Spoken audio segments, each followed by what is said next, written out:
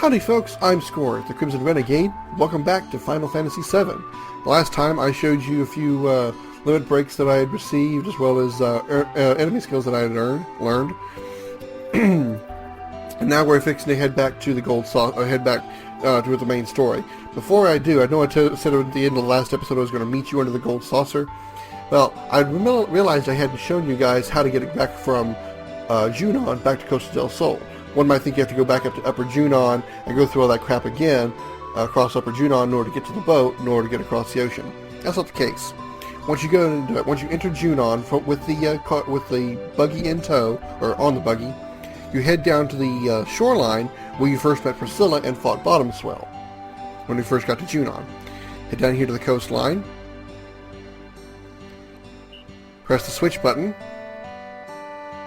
The dolphin will appear. Jump up to the cargo ship on the dolphin. Yes. We jump on the dolphin, and we ride the dolphin to the cargo ship, straight there, and now we go over to Costa del Sol. So it's just that easy.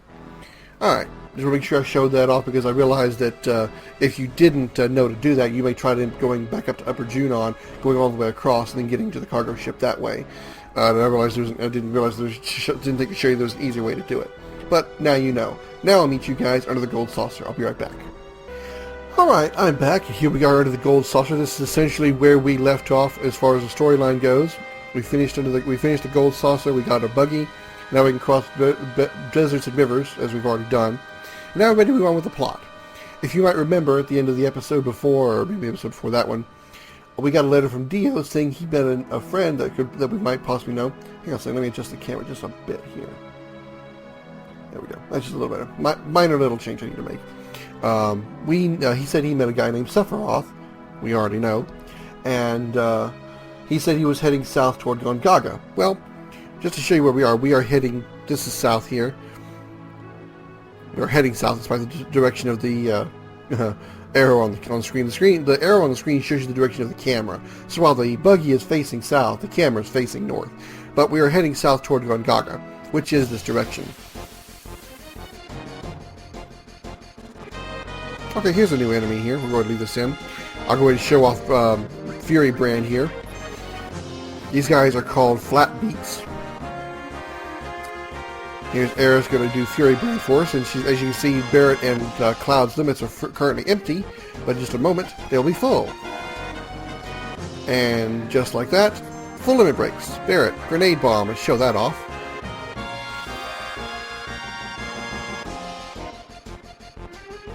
Boom! Very nice. Now, Cloud, you go ahead and finish off with Blade Beam.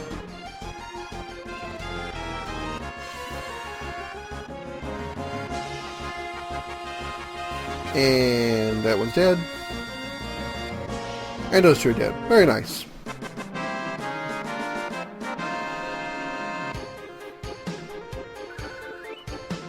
Alright, now we're ready to move on.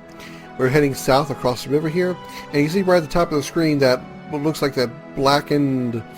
It looks like a damaged tower or something. That is the town of Gongaga. That's where we're heading. So we're going to go over here into the forest. We're going to jump out of the buggy, and we're going to head into Gongaga. Before I head in there, make a quick save out here just in case something happens. So I'll be right back. Alright, I'm all saved up. So now let's head into Gongaga this time for sure. Take a few steps forward, and we get a little bit of a conversation or a cutscene. It's the Turks. Oh, crap.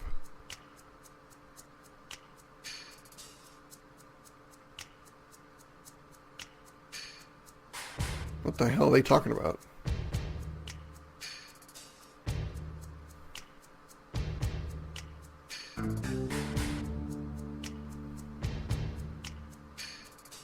The Ancient talking about Eris. Great, Elena's coming up from behind. Cloud recognizes, but Elena doesn't. And now they realize it. We just let her run on by, of course. No reason to pull out her sword and cut her in half on the way by, I suppose.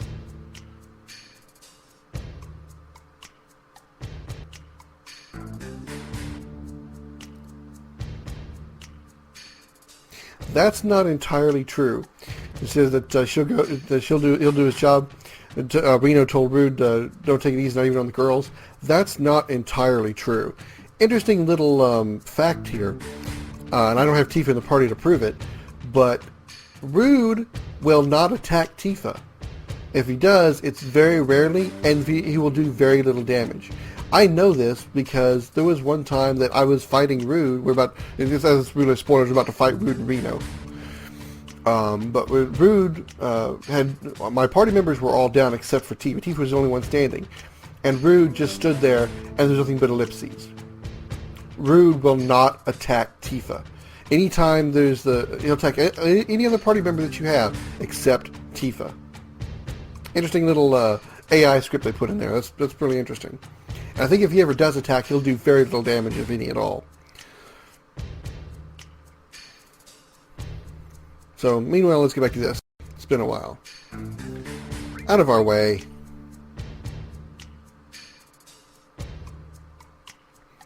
And here we go. It is mini-boss time against Reno and Rude. Alright, one of them, I always forget which one is which, but one of them has weakness to one element and is strong to another, so I'll try to see if I can figure out which one it is. They cannot be manipulated, obviously.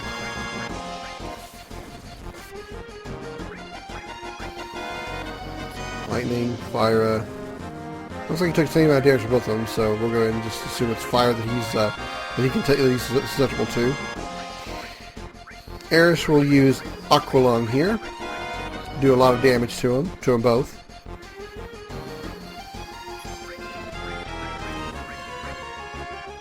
We'll cast Blizzard on them both to see what that does.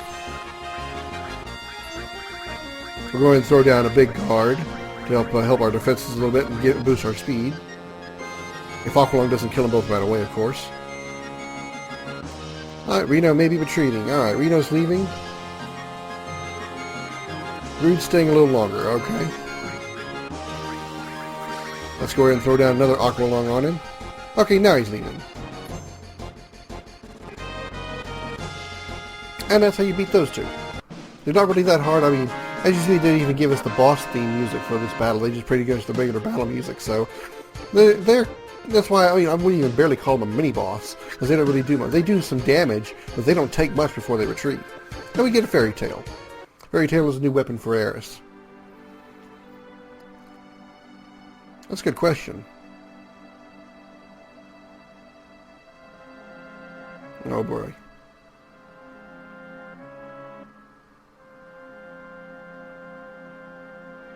Great.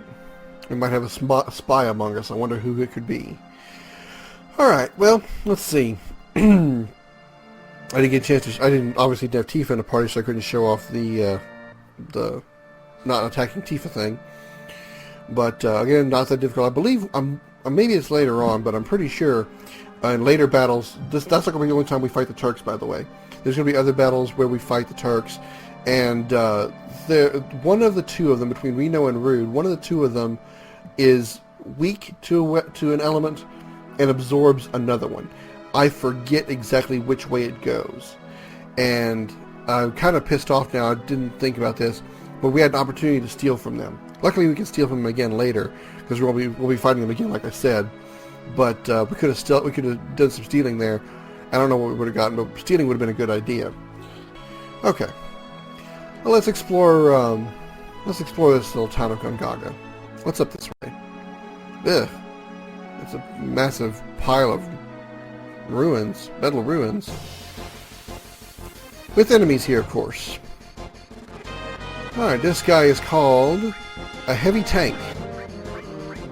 I believe it is a machine, so it should be weak to lightning, so feel free to cast your lightning attacks. Here at his limit break, we use Grenade Bomb because we need to use his limit break as much as possible to gain his next limit break. So we'll just keep unloading Fury Brand and Thunder attacks on this heavy tank.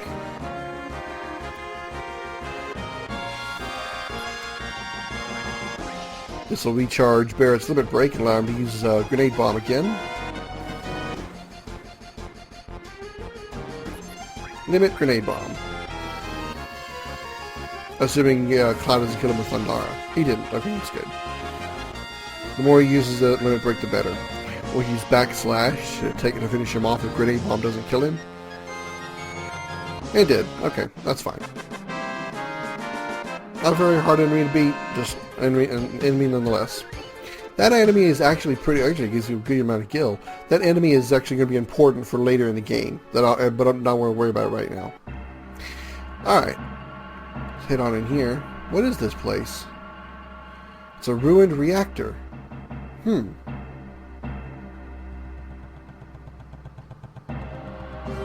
Uh-oh. Shinra's here. Scarlet's here. Better hide.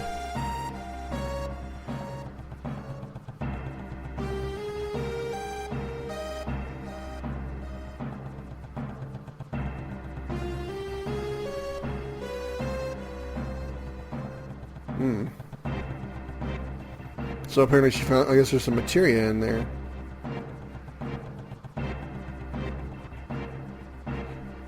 Big, large, huge materia. That's not an innuendo.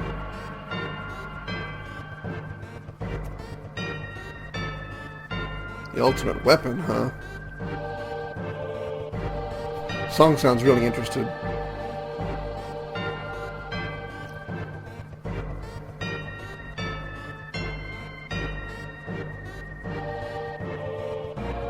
No comment from Song.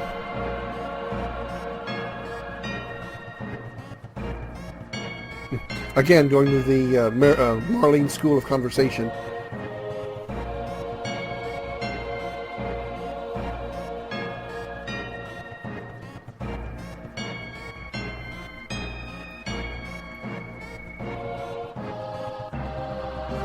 Of course, we're not going to be able to find that out right now. We'll ask that question, and we'll not get any exposition on it for any time soon.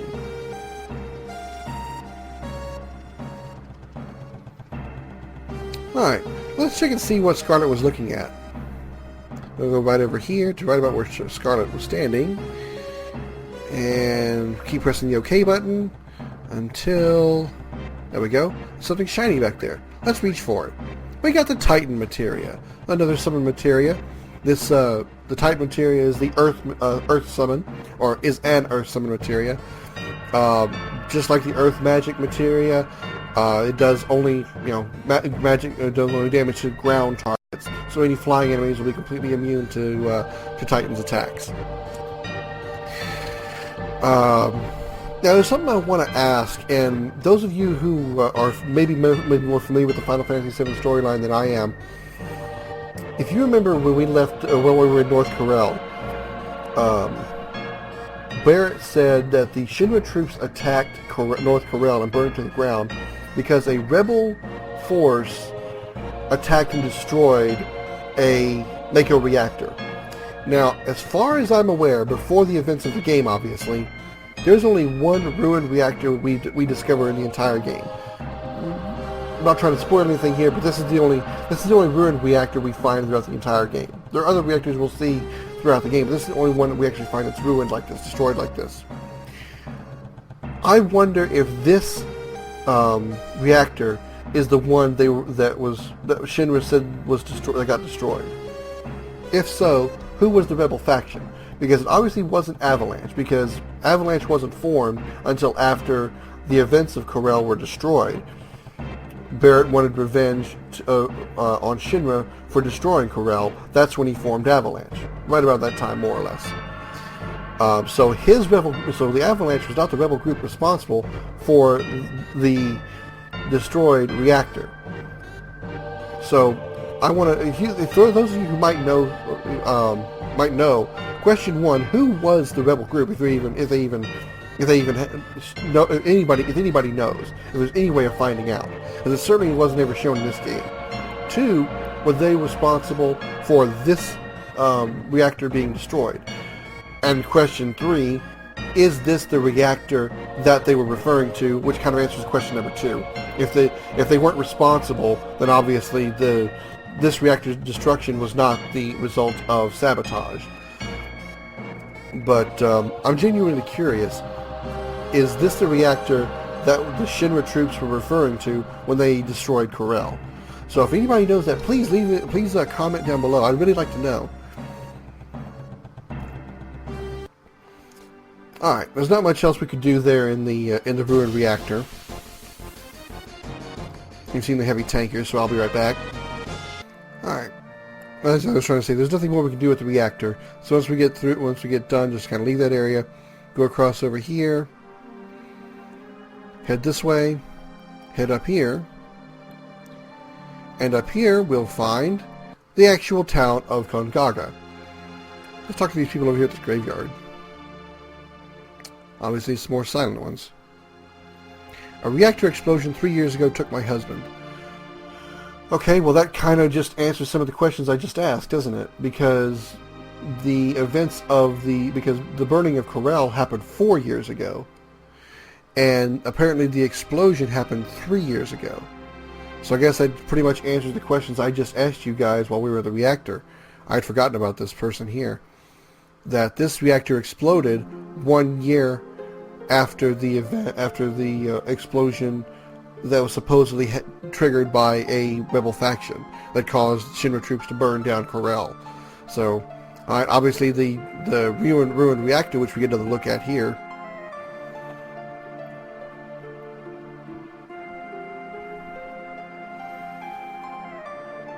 was not the one that was referred to by the Shinra troops. Okay, I completely forgot about that lady there. Otherwise, I would have asked you guys those questions.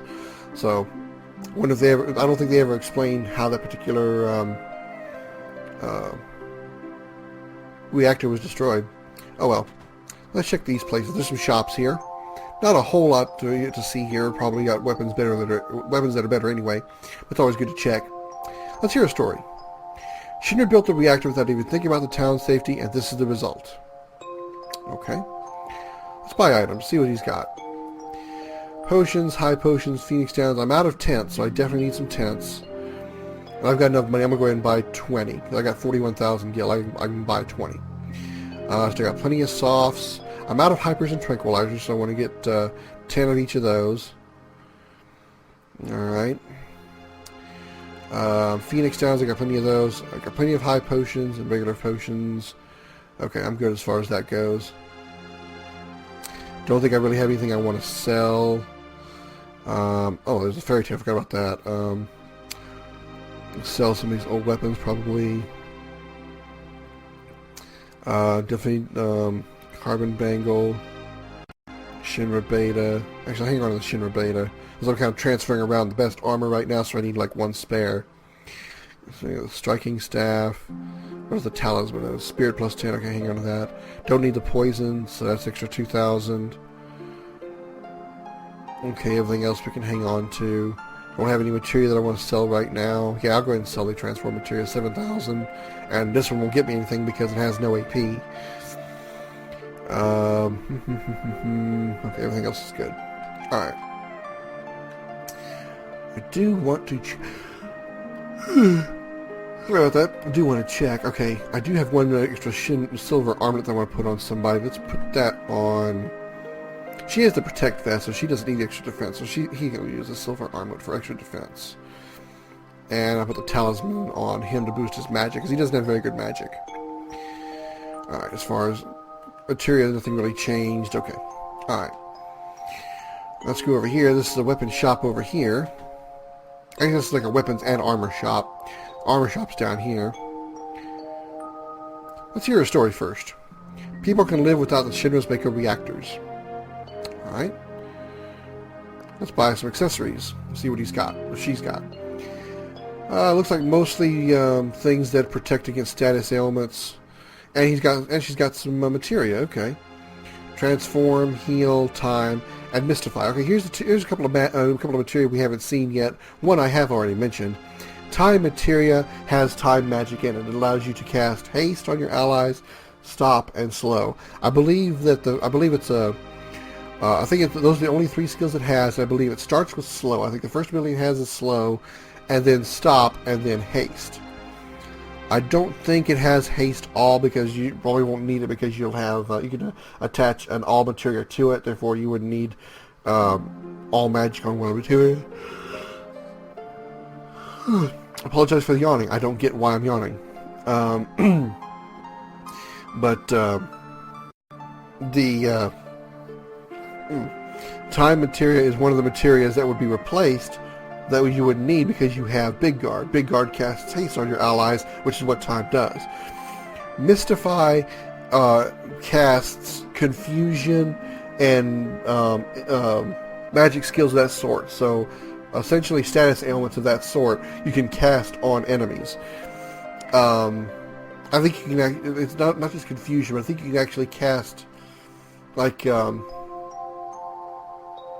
forgetting what it is. I think it's Berserk, which is what the Fury Ring. A Fury Ring product can put you in Berserk. I think Mystify also has Berserk in it. Again, it's just another status ailment inflicting materia that I have no interest in getting. The only reason I would be slightly interested in it is because you can actually equip this Mystify materia on your armor with another materia that I'll get probably in the next couple episodes that will actually act like a second accessory that prevents status ailments, specifically the ones that Mystify inflicts. I'll go into more detail about how that works. I'm being kind of vague because I don't want to spoil the name of the materia that I'm going to be getting, but equipping these type of materia can be good if you equip it with this other materia that I'm referring to. So I'll go into more detail into that later. So kind of take what I'm saying with just a little bit of, kind of put it in the back of your mind to pull back later. It's not really important right now. As far as the equipment she's got the Talisman, which is Spirit plus 10, which I think either boosts your magic or boosts your magic defense stat, basically. So I forget exactly which one that is, but again, I'm not that interested. And then all this is just status ailment prevention, sleep, darkness, poison, frog small. I am so sorry. I don't know why I'm yawning. I'm not tired or anything. I've slept fine. And Fury Ring. Fury Ring puts you in Berserk. The Berserk status takes away your control of the character. Essentially, it's like confusion. Confusion, your character is no longer you're no longer in control of that character, and he will randomly attack any member in the battle, whether it be an enemy or yourself. It's random. It could be one of your party members or even the character themselves. It randomly attacks one character, one character in the battle, enemy, ally, themselves, whatever. Berserk is the same thing, but guarantees he'll only attack the enemy. So you won't be able to control the character, but they will always attack the enemy, and it will just be physical attacks. Same way with confusion, they'll only do physical attacks. With confusion, it works a little bit different. Confusion, if you give them an order, give them a command before they are confused, once they are confused, they will randomly cast that command to a character on the battlefield, ally, enemy themselves. So, and I had this happen to me before. For example, let's say you tell Cloud to use Fyra on an enemy, and then suddenly Cloud becomes confused. There is a chance he could randomly cast Fyra on your allies or himself. So you want to keep that in mind when you're using abilities against someone who can cast Confuse on you. Once that turn is over, and if he's still confused on his next turn, it will go back to a physical attack. He won't use Fyra again. But if any orders that he has prior to being confused, he or she will commit or use that command on a random character. So it works with curing too. If say you tell Cloud to cure Eris, and then Cloud becomes confused before he gets the chance to cure Eris, he could cast Cure on one of the enemy targets. So that's the thing about Confuse. So I don't really have any interest in this. I mean, I don't really see the advantage of having a Fury Ring because there's not really any characters that really have like an overwhelmingly powerful attack stat. The characters in this game are pretty well balanced for the most part between their attack stat, defense stat, and magic stat. Nobody really has a big advantage anywhere, with the exception of probably Eris. Eris's magic stat will easily be the best in the game. I think Kate Sith's magic stat isn't bad, but I mean, it doesn't compare to Eris, obviously. But even though Eris is much better than everybody else, she's still not like... It's not like other Final Fantasy games where each character that you get usually has a specific job role that they are best with. Like a character that is best with physical attacks and using their sword or physical attacks to do damage. Or you have a tanker type class that has a high defense stat or high HP and can take a lot of hits. And then you have a true dedicated mage that can't take a lot of physical hits but can deal out a lot of magical damage. There's not really anybody in Final Fantasy VII that has those kind of abilities. Everyone is pretty well balanced for the most part. Like I said, there's a little advantage here and there. Like Barret has a lot of HP, and Cloud has a little higher attack stat. Eris has a little higher magic stat. But it's nothing overwhelmingly great. So you don't have to really... Even though I have said that Eris is going to be my mage for this part, pretty much what I mean by that is she's going to be using most of my magical attacks. That's all it really means. Pretty much, for the most part, throughout the game, I won't be doing physical attacks very often at all, just because magic does a lot more damage, especially considering you attach a lot of magic to all, and then you to the all paired materia, and then you can attack all targets, where you can't do that with physical attacks, with some exceptions. I thought I started my timer. Oh well. This episode may have been a little long. Whatever. Alright, so as far as the stuff that she's got, I'm not interested. Sorry for the long spiel that I get into, but there's things I want to say when it comes to mind that I want to make sure that I say them before I forget about them, and then you don't have that information later. Okay, there's a rope we can climb here. And up here, we have a weapons shop. Let's talk to him. Let's hear his story. Shouldn't have built the reactor without even thinking about the town's safety, and this is the result. So he said the same thing as the accessory store guy a while ago. Let's buy some weapons. Let's see what he's got. He got the hard edge, grand glove, atomic scissors, striking staff, and diamond pin, and the boomerang. So as far as weapons are concerned, he doesn't have anything that's better than what we already have. The striking staff and atomic scissors are better than what they currently have, but I went as far as these two characters here, Barret and Eris. But of course, they're using gear that gives double AP growth. That's why their current weapon is a little bit weaker. I'd rather have the AP growth than the 4 points we gain from attack power, especially considering Eris doesn't attack for the most part. And like I just said, I'm usually doing a lot of magic attacks over physical attacks. I also have Impaler, Shrivel, and Molotov. So, as you can see, what Impaler does, changes one opponent to a frog. Shrivel uses me on one opponent, and we already know what a Molotov is. So, if you don't want to use the transform material that we got earlier, and you still you have the ability to cast frog and or mini on an opponent, you can use these items here. Me, I don't really care. So we're ready to move on. Nothing you really want to buy from him. What I do want to do real quick is, I forgot to do this again. We got a new weapon from the battle with Reno and Rude at the beginning of Gongaga. It's a fairy tale. It's a very good weapon, it looks like. It has 7 slots, all separate, with attack of 37 and attack percent of 103. So that's very good. Problem is, it's not double AP growth. So right now, I'm going to go ahead and just stick with the wizard staff. So I'm going to not use the fairy tale right now, but a little bit. I'm not going to stay with these double AP weapons forever. Eventually, I want upgraded attack power. So eventually, I will be going back to standard weapon setups and not having the advantage of double AP growth. But for now, I'm going to go ahead and stick with it.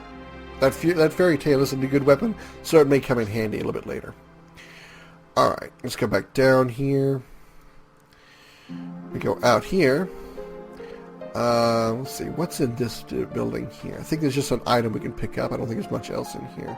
Yeah, there's a chest here, that's all there is. And we got a white M phone. That's a new weapon for Kate Sith. This is Gongaga Village. Many people died here in a maker reactor explosion. Okay. Alright, not much else to that. There's an inn over here that has an item in it. We're going to go and grab. We're not going to bother staying at the inn, but we are going to grab the item. And that is an X potion. Okay. Do I need to stay? MP's a little low on Cloud, but nah, it's fine. Actually, yeah, that's fine. I was thought about getting Fury off of Eris, but the more she uses that Fury brand, the quicker she can help Barrett learn the next limit break. Okay, for this next scene, I would recommend having Eris and Tifa in your party, but I don't feel like going outside, getting a PHS and bringing Tifa in, so unfortunately I won't have her here, but this is kind of important.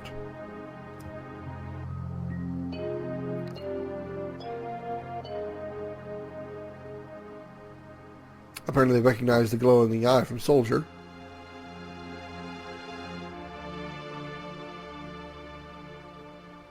Zack, huh? 10 years since he left for the city.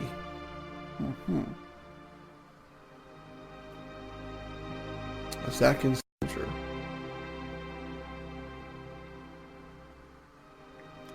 Eris seems to know the name.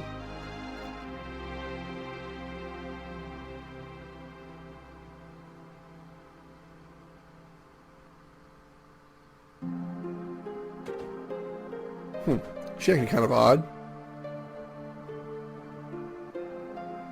Now, if Tifa were here, she would recognize that name as well, and she'd have a little bit of dialogue. If you didn't have either one in the party, Cloud would be like, Zack, that name does sound familiar. Alright. And then Eris, if you had Tifa in your party, Eris and Tifa would both be out here. Let's talk to her real quick.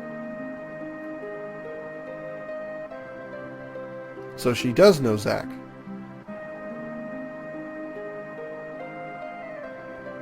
No, you just said you had a boyfriend. You didn't say that.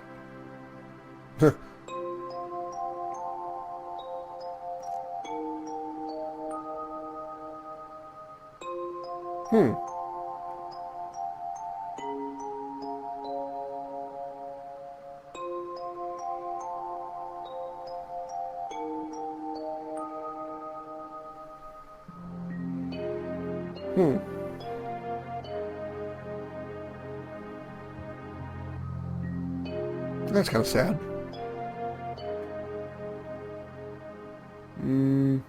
I believe this is actually a strong romance option here, so I'm going to go poor guy.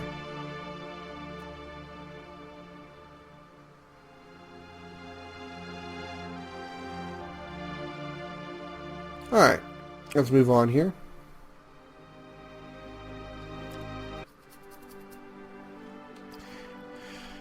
Let's get through here, and we got a battle here. What do we have? Anything we've seen before? No, we haven't seen this before. This is a Kimara bug. Not Kimara, it's not the same character from Final Fantasy X. I don't think there's anything special about him. We'll just kill him off here.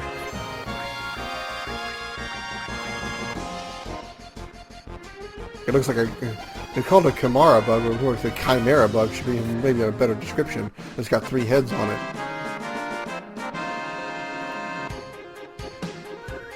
Alright, got that out of the way.